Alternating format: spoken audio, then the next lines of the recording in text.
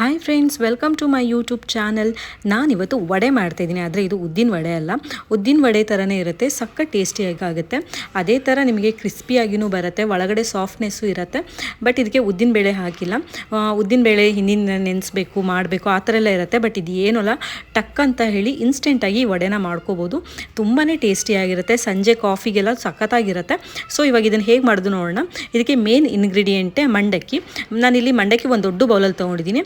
ಎಷ್ಟು ಮಂಡಕ್ಕಿ ತೊಗೊಂಡಿದ್ದೀನೋ ಅದ್ರ ಕಾಲರಷ್ಟು ಇನ್ನು ಉಳಿದಿರೋದೆಲ್ಲ ತೊಗೊಂಡಿದ್ದೀನಿ. ಮೊಸರು ಒಂದು ಮುಕ್ಕಾಲು ಕಪ್ಪಷ್ಟು ಮೊಸರು ತೊಗೊಂಡಿದ್ದೀನಿ. ಅಕ್ಕಿ ಹಿಟ್ಟು ಮತ್ತು ಶುಂಠಿ ಮತ್ತು ಕೊತ್ತಂಬರಿ ಸೊಪ್ಪು ಇದಿಷ್ಟು ತೊಗೊಂಡಿದ್ದೀನಿ. ಇವಾಗ ಹೇಗೆ ಮಾಡೋದು ಅಂದರೆ, ಮಂಡಕ್ಕಿನ ಒಂದು ಬೌಲಿಗೆ ಹಾಕ್ಕೊಂಡು ನೆನೆಸ್ಕೊಳ್ತಾ ಇದ್ದೀನಿ. ಅದು ಚೆನ್ನಾಗಿ ನೆನಿಬೇಕು ನೀರಲ್ಲಿ. ತುಂಬ ಹೊತ್ತು ನೆನೆಯೋದು ಬೇಡ, ಜಸ್ಟ್ ನೀರು ಹಾಕ್ತಿದ್ದಂಗೆ ಅದು ಫುಲ್ಲು ನೆಂದೋಗ್ಬಿಡತ್ತೆ. ಮಂಡಕ್ಕಿ ಒಂದು ದೊಡ್ಡ ಬೌಲಿಗೆ ಹಾಕ್ಬಿಟ್ಟು ಅದಕ್ಕೆ ನೀರು ಹಾಕಿ ಜಸ್ಟ್ ಹಿಂಗೆ ಹಿಂಡ್ಕೊಬೇಕು.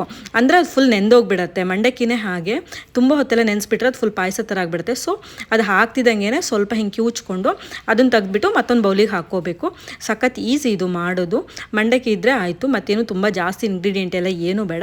ನೋಡಿ ಇವಾಗ ಮಂಡಕ್ಕಿ ನೆಂದ್ಕೊಂಡಿದೆ. ಹಾಕ್ತಿದ್ದಂಗೆ ನಾನು ಇದನ್ನು ಜಸ್ಟ್ ಹಿಂಡ್ಕೊಂಡು ಬೇರೆ ಬೌಲಿಗೆ ಹಾಕ್ಕೊಳ್ತೀನಿ. ಅದರಲ್ಲಿ ನೀರಿಂದೆಲ್ಲ ಅಂಶ ಏನೂ ಇರಬಾರ್ದು, ಆ ಥರ ಗಟ್ಟಿಯಾಗಿ ಹಿಂಡ್ಕೊಂಡು ಒಂದು ಬೌಲಿಗೆ ಹಾಕ್ಕೋಬೇಕು. ಆವಾಗ ಮಾಡ್ಕೊಳ್ಳೋದು ಈಸಿ ಆಗುತ್ತೆ. ಜಸ್ಟ್ ಹಿಂಡ್ಕೊಂಡು ಹಾಕ್ಕೊಂಡ್ರೆ ಆಯಿತು. ಮಂಡಕ್ಕಿ ಹಾಕೋದ್ರಿಂದ ಟೇಸ್ಟ್ ಅಂತೂ ತುಂಬಾ ಚೆನ್ನಾಗಿ ಬರುತ್ತೆ. ಸೊ ಮಂಡಕ್ಕಿನ ಹಿಂಡ್ಕೊಂಡು ಎಲ್ಲ ಒಂದು ಬೌಲಿಗೆ ಹಾಕ್ತಾಯಿದ್ದೀನಿ. ನೋಡಿ, ನೀರಲ್ಲಿರೋದೆಲ್ಲ ತೆಗಿತಾ ಇದ್ದೀನಿ. ಹಾಕಿ ಒಂದು ಸೆಕೆಂಡಿಗೆ ನೀವು ಅದನ್ನು ಹಿಂಡ್ಕೋಬೋದು. ಅಷ್ಟು ಬೇಗ ನೀರು ಹೀರ್ಕೊಬಿಡುತ್ತೆ ಮಂಡಕ್ಕಿ. ಹೀರ್ಕೊಂಡು ಫುಲ್ ಸಾಫ್ಟ್ ಆಗುತ್ತೆ. ತುಂಬ ಹೊತ್ತು ಮಾತ್ರ ನೆನ್ಸಕ್ಕೆ ಹೋಗ್ಬೇಡಿ, ಫುಲ್ ಪಾಯಸ ಥರ ಆಗಿಬಿಡುತ್ತೆ. ಅದಕ್ಕೋಸ್ಕರ ಹಾಕ್ತಿದ್ದಂಗೆ ತೆಗೆದುಬಿಡಿ. ಇವಾಗ ಅದನ್ನೇ ಮತ್ತೊಂದು ಬೌಲಿಗೆ ಹಾಕ್ಕೊಂಡು ಅಕ್ಕಿ ಹಿಟ್ಟು ಹಾಕ್ತಾಯಿದ್ದೀನಿ. ನೀವು ಅಕ್ಕಿ ಹಿಟ್ಟು ಹಾಕೋದ್ರಿಂದ ಕ್ರಿಸ್ಪಿನೆಸ್ಸು ತುಂಬ ಚೆನ್ನಾಗಿ ಬರುತ್ತೆ. ನಾನಿಲ್ಲಿ ಒಂದು ಮುಕ್ಕಾಲು ಬೌಲಷ್ಟು ತೊಗೊಂಡಿದ್ದಲ್ವ ಚಿಕ್ಕ ಬೌಲಲ್ಲಿ, ಅದಿಷ್ಟು ಅಕ್ಕಿ ಹಿಟ್ಟು ಹಾಕ್ತಾಯಿದ್ದೀನಿ. ಅಕ್ಕಿ ಹಿಟ್ಟು ಹಾಕೋದ್ರಿಂದ ಟೇಸ್ಟು ಚೆನ್ನಾಗಾಗುತ್ತೆ ಮತ್ತು ಕ್ರಿಸ್ಪಿನೆಸ್ ಬರುತ್ತೆ. ಇದನ್ನು ಮೊಸರಲ್ಲೇ ಕಲಿಸ್ಕೊಬೇಕು.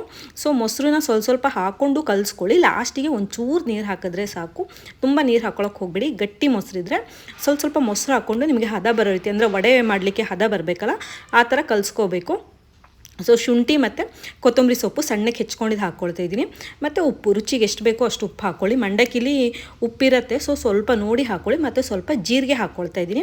ನೀವು ಬೇಕಿದ್ರೆ ಕಾಯಿ ತುರಿನಾದರೂ ಹಾಕ್ಕೋಬೋದು, ಇಲ್ಲ ಕೊಬ್ಬರಿನ ಚಿಕ್ಕ ಚಿಕ್ಕ ಪೀಸ್ ಮಾಡಿನಾದರೂ ಹಾಕ್ಕೋಬೋದು. ಏನು ಹಾಕ್ಕೊಂಡು ಅಂದರೆ ನಾವೀಗ ವಡೆಗೆಲ್ಲ ಹಾಕ್ತೀವಲ್ಲ, ಆ ಥರ ಹಾಕ್ಕೊಂಡು ಮಾಡ್ಕೋಬೋದು. ನೋಡಿ, ನಾನು ಮೊಸರನ್ನ ಹಾಕ್ಕೊಂಡು ಕಲಿಸ್ಕೊಳ್ತಾ ಇದ್ದೀನಿ. ಚೆನ್ನಾಗಿ ಅದು ಫುಲ್ಲು ಸ್ಮ್ಯಾಶ್ ಆಗಬೇಕು. ಅದೇನೊಂಚೂರು ಚೆನ್ನಾಗಿ ಕಲಿಸಿದಂಗೆ ಇದು ಆಗಿಬಿಡತ್ತೆ. ಇವಾಗ ಸ್ವಲ್ಪ ನೀರು ಹಾಕ್ಕೊಳ್ತಾ ಇದ್ದೀನಿ. ತುಂಬ ನೀರೆಲ್ಲ ಹಾಕೊಳಕ್ಕೆ ಹೋಗ್ಬಾರ್ದು, ಚೂರು ಲಾಸ್ಟಿಗೆ ನಾನು ಎಷ್ಟು ಹಾಕ್ತಿದ್ದೀನಿ ನೋಡಿ ಅಷ್ಟೇ. ಮತ್ತು ಆಯಿಲೆಲ್ಲ ಹಾಕ್ಕೊಂಡು ಮಾಡೋಕ್ಕೆ ಹೋಗ್ಬಿಡಿ.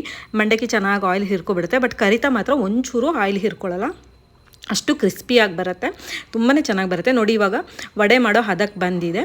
ಇಷ್ಟು ಬಂದರೆ ಸಾಕು. ಇದನ್ನೇನು ನೆನೆಸಿಡೋದು ಅಥವಾ ಇದು ನೆನೆಸಿಟ್ಟು ಅರ್ಧ ಗಂಟೆ ಬಿಟ್ಟು ಮಾಡೋದು ಆ ಥರ ಏನೂ ಇಲ್ಲ.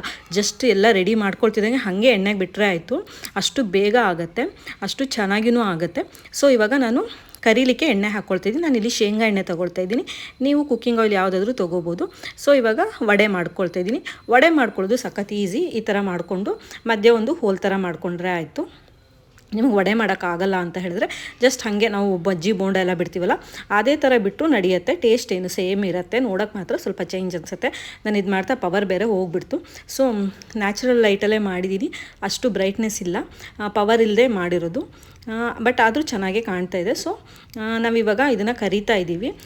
ಕ್ರಿಸ್ಪಿನೆಸ್ ಬರಬೇಕಲ್ವ, ಅದಕ್ಕೋಸ್ಕರ ಮೀಡಿಯಮ್ ಫ್ಲೇಮಲ್ಲಿ ಇಟ್ಕೊಂಡು ನೀವು ಕರ್ಕೊಬೇಕಾಗತ್ತೆ. ಹೈ ಫ್ಲೇಮಲ್ಲಿ ಇಡೋಕ್ಕೆ ಹೋಗಬೇಡಿ. ಹೈ ಫ್ಲೇಮಲ್ಲಿ ಇಟ್ಟರೆ ಮೇಲ್ಗಡೆ ಎಲ್ಲ ಕ್ರಿಸ್ಪಿ ಬೇಗ ಬಂದುಬಿಡುತ್ತೆ, ಒಳಗಡೆ ಬೇಯೋದಿಲ್ಲ. ಸೊ ಮೀಡಿಯಮ್ ಫ್ಲೇಮಲ್ಲಿ ಇಟ್ಕೊಂಡು ಒಂದು 5 ಮಿನಿಟ್ಸ್ ಎರಡೂ ಸೈಡು ಚೆನ್ನಾಗಿ ಕುಕ್ ಮಾಡ್ಕೊಬೇಕು.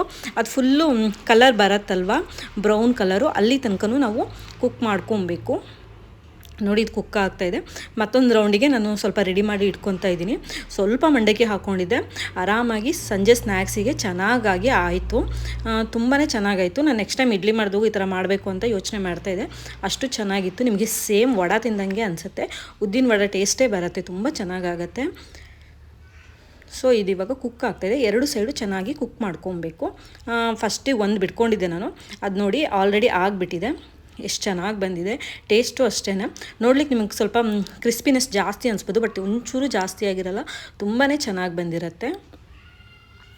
ಇದಿವಾಗ ಆಗಿದೆ. ತುಂಬ ಟೇಸ್ಟಿಯಾಗಿರುತ್ತೆ, ತುಂಬ ಈಸಿಯಾಗಿಯೂ ಮಾಡ್ಕೋಬೋದು ಮತ್ತು ತುಂಬ ಟೈಮು ಹಿಡಿಯಲ್ಲ. ಮನೆಗೆ ಯಾರು ಗೆಸ್ಟ್ ಬಂದಾಗ ಆರಾಮಾಗಿ ಮಾಡಿಕೊಡ್ಬೋದು. ಇಲ್ಲ ಸಂಜೆ ಈವ್ನಿಂಗ್ ಸ್ನ್ಯಾಕ್ಸಿಗೆ ಏನಾದರೂ ಬೇಕು ಅಂದ್ರೂ ಮಾಡ್ಕೋಬೋದು. ಇವಾಗ ನೋಡಿ ಇದಾಗಿದೆ, ಎಲ್ಲದೂ ಚೆನ್ನಾಗಿ ಫ್ರೈ ಆಗಿದೆ. ನೀವು ಟ್ರೈ ಮಾಡಿ ನೋಡಿ ಹೇಗಿತ್ತು ಅಂತ ನನಗೆ ಕಮೆಂಟ್ ಮಾಡಿ. ಇದೇ ಥರ ಹೊಸ ಹೊಸ ರುಚಿ ವೀಡಿಯೋಸ್ ಮಾಡ್ತಾಯಿರ್ತೀನಿ, ಅಡುಗೆ ವೀಡಿಯೋಸ್ ಮಾಡ್ತಾಯಿರ್ತೀನಿ. ನೀವು ನೋಡಿ ಹೇಗಿತ್ತು ಅಂತ ನನಗೆ ಕಮೆಂಟ್ ಮಾಡೋದನ್ನು ಮರಿಬೇಡಿ. ಇದಿವಾಗ ಆಗಿದೆ, ಅಷ್ಟು ವಡೆನೂ ರೆಡಿಯಾಗಿದೆ. ಕಾಫಿ ಜೊತೆಗಂತೂ ಸಖತ್ತಾಗಿತ್ತು. ಇದ್ರ ಜೊತೆ ಚಟ್ನಿ, ಕಾಯಿ ಚಟ್ನಿ ಎಲ್ಲ ಇದ್ದರೆ ತುಂಬ ಚೆನ್ನಾಗಿರುತ್ತೆ. ಸ್ವಲ್ಪ ಪವರ್ ಹೋಗಿತ್ತು, ಚಟ್ನಿ ಎಲ್ಲ ಏನೂ ಮಾಡೋಕ್ಕಾಗಿಲ್ಲ. ನೀವು ಮಾಡಿಕೊಂಡ್ರೆ ಕಾಯಿ ಚಟ್ನಿ ಮಾಡ್ಕೊಳ್ಳಿ, ತುಂಬಾ ಚೆನ್ನಾಗಿರುತ್ತೆ. ಸೊ ಇದಿವಾಗ ರೆಡಿಯಾಗಿದೆ, ನೀವು ಟ್ರೈ ಮಾಡಿ ನೋಡಿ. ತುಂಬಾ ಕ್ರಿಸ್ಪಿಯಾಗಿ, ಒಳಗಡೆ ಫುಲ್ಲು ಸಾಫ್ಟಾಗಿ ಬರುತ್ತೆ, ಹೊರಗಡೆ ಫುಲ್ ಕ್ರಿಸ್ಪಿಯಾಗಿರುತ್ತೆ.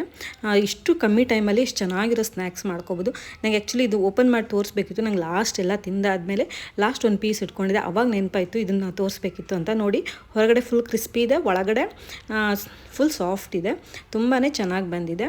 ನೀವು ಟ್ರೈ ಮಾಡಿ ನೋಡಿ ಹೇಗಿತ್ತು ಅಂತ ನನಗೆ ಕಮೆಂಟ್ ಮಾಡಿ. Thank you all.